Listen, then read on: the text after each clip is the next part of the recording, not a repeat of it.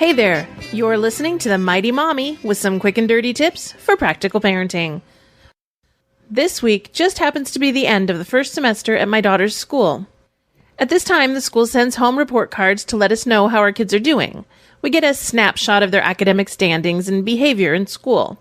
Unfortunately, a snapshot really isn't enough to know exactly what's going on. Usually, around the same time report cards come out, you'll also receive a request for a parent-teacher conference. The parent-teacher conference can provide you with much more information than a piece of paper with a few numbers and letters on it. You need to make the most of the 20 or 30 minutes set aside for you, though. The most important part of the parent-teacher conference is that you attend. If possible, both parents should be there. The more you know about what's going on with your child at school, the more you can be involved and make a difference. Attending also lets your child know you care how they're doing in school. As a matter of fact, if you're as involved as you should be with your child's academics, you probably won't be surprised by any information given to you at the conference. You'll already know what's going on at school, and if you've been helping with homework and following up with your child, you'll be better prepared to discuss strategies for improvement.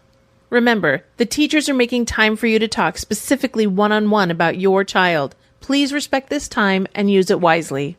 Teachers work very hard to do what's best for your child. If you can't make your scheduled appointment, be sure to call and reschedule. It's important to be on time and be prepared with any questions you may have. When you arrive at the conference, the teacher will have information to give you.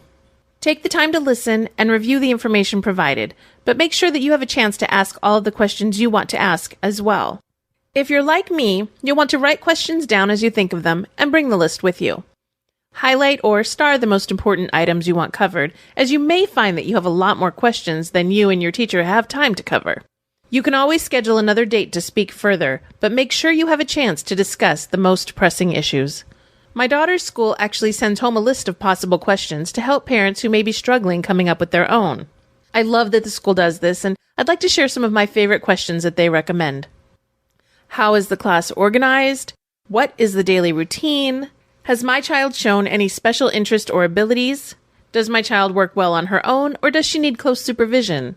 What do you expect of me as the parent of a child in your class?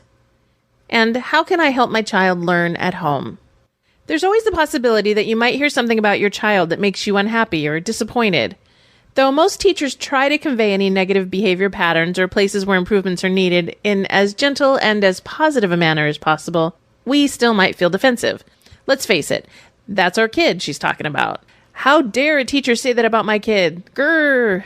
Okay, take a deep breath and remember, we're in this together. You have to work with the teacher, not against her. I don't know any teachers who are in it for the money. As someone who actually went to college to become a teacher, I can tell you it's all about the kids and teaching and helping. Teachers are there because they want to be there. They want to see your child grow, flourish, and become educated. It's not a well-paid job, but it's a challenging one and is rewarding when kids are successful.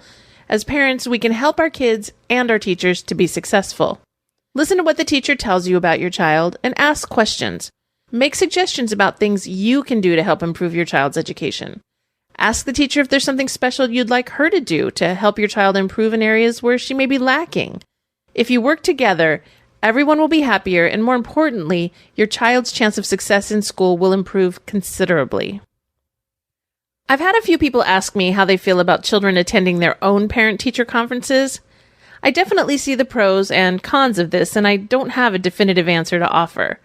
If your child is sensitive to being talked about while she's in the room, you might want to consider leaving her at home. If you feel that she could benefit from hearing the discussion and it would be a positive experience for her, then you may want to include her. Again, this goes back to being involved and knowing what's going on to begin with. In a previous episode, I talked about volunteering at school, when and if you can. If you've been lucky enough to have the opportunity to be in the classroom, you'll be more in touch with what's been happening and how your child's doing. So keep these things in mind. Make time to attend the parent-teacher conference, show up with questions prepared, and be ready to help make improvements as needed, and as always, stay involved. All of these things will lead to a much better educational process for everyone, even you. That's it for now. Thanks for listening. If you'd like to request a topic for the Mighty Mommy, you can email me directly at mommy@quickanddirtytips.com. This is your friend, the Mighty Mommy, wishing you happy and fun parenting.